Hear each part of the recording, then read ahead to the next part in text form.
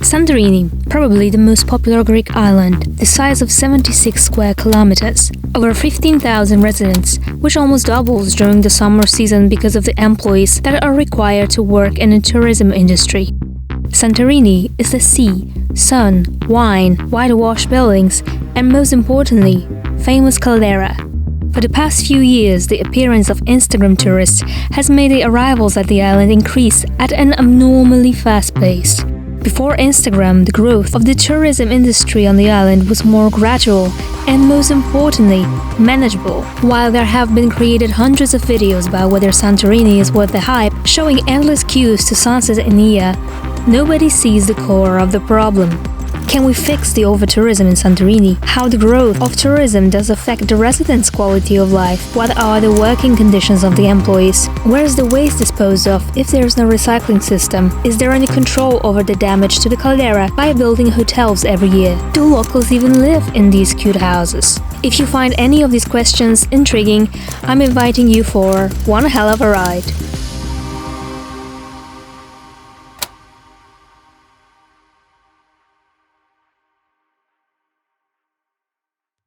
The first time I arrived in Santorini was in November 2018. I quickly fell in love with how quiet the low season greeted me.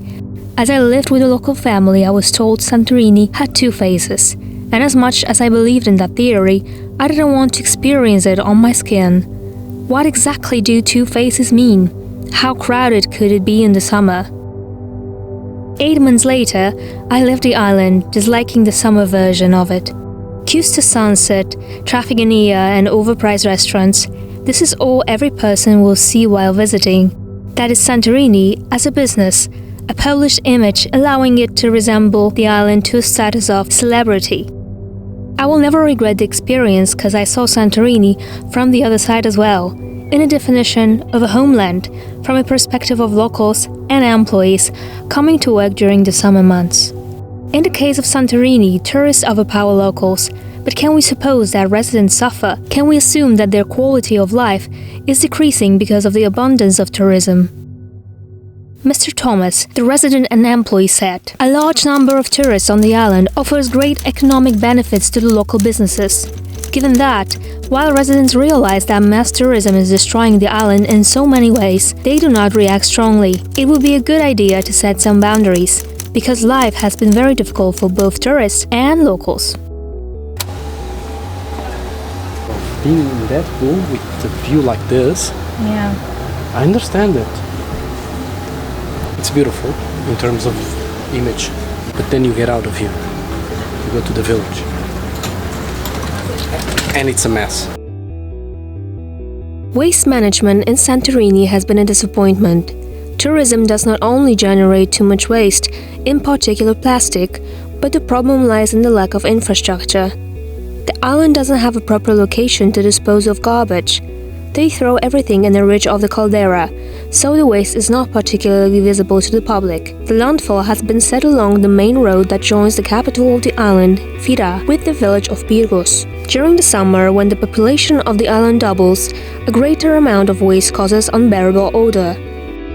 In 2021, the government abolished single-use plastics. Although that doesn't really matter if the only waste management is a landfill. If trash is thrown constantly on the top of the landfill, it decomposes very slowly due to the lack of oxygen and sunlight necessary for this process to thrive.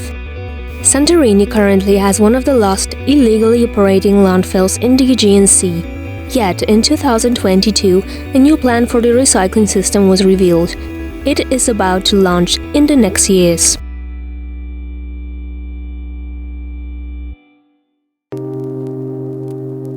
Residents believe that some traditional customs and jobs have vanished away, being replaced by luxury activities tourists choose to embark on due to the celebrity status of Santorini. Besides, small family businesses are being replaced by large, more popular corporations.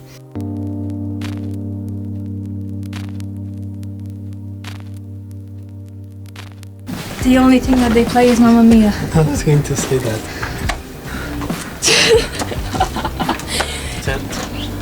Cinema. In winter, I would come here and do this whole trail till the end of the village, and I wouldn't meet a person, a soul.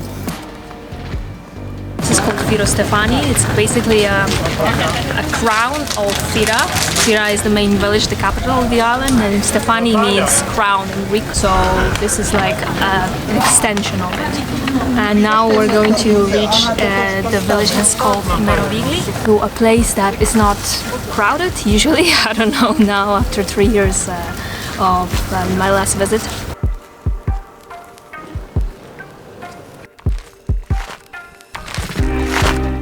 So this rock, I came on the 1st of June and I had the best sunset in my life. Best. There was almost nobody here. I came here with Chloe, with my friend. I wonder how it is right now. If it's crowded or not.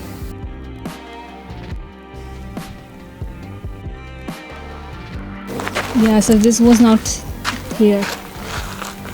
You cannot access it, but people go.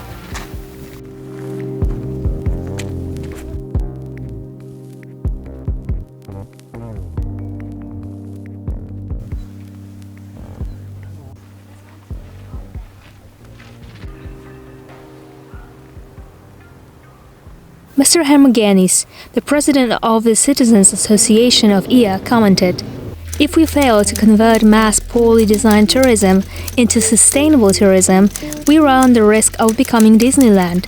No one will want to visit a Greek island if it starts to look like a theme park. They want to see small houses, the community, and the people who live normally. It is a part of their experience. Once it becomes a theme park, everything disappears." The worst part out of this all is that nobody actually lives here, because this is all just suites, hotels.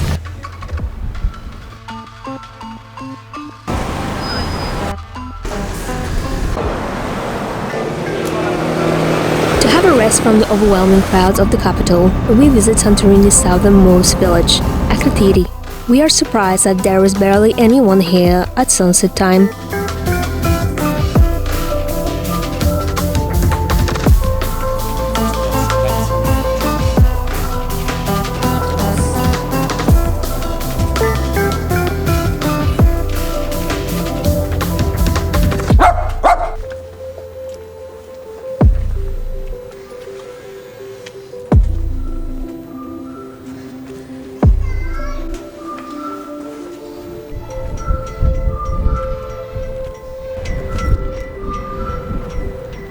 So, what do you think about this village? It's the other aspect of Santorini, I guess. It's different. Yeah, This is how Greece should be, not like that. Fira is too crowded. It's basically hotels. Nobody lives there. In here, you can see people living here. Yeah, fresh laundry, cleaning. People live here, not there. There it's parties. When we arrived at night, and there were piles of trash everywhere.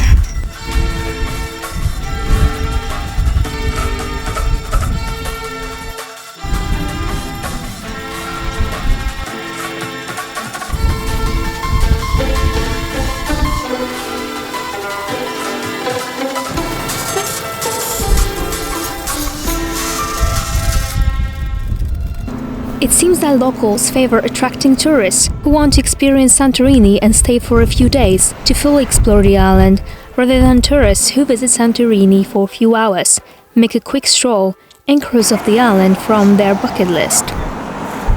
Cruise ships are a serious issue in Santorini. Every tourist coming from a cruise ship is a lost customer for the island. They are off the cruise ship for 2 hours, take a walk in Fira, buy a souvenir, have a snack, and that's it.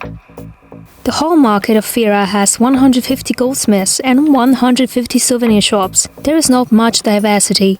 The capital of the island is set up mainly for cruise ships. This whole market opens when the first cruise ship arrives and closes when the last one leaves. In shorter season, they open only for day trippers from cruise ships, not for individual tourists.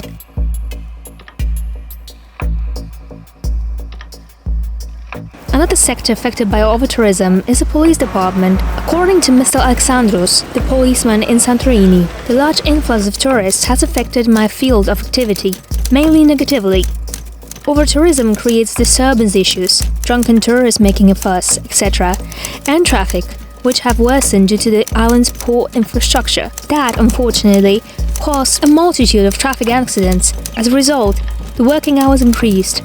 There is also an increase in thefts that target mainly tourists, either in the shape of small thefts at the beach or more organized techniques like targeting wealthy tourists when visiting the island during the cruise.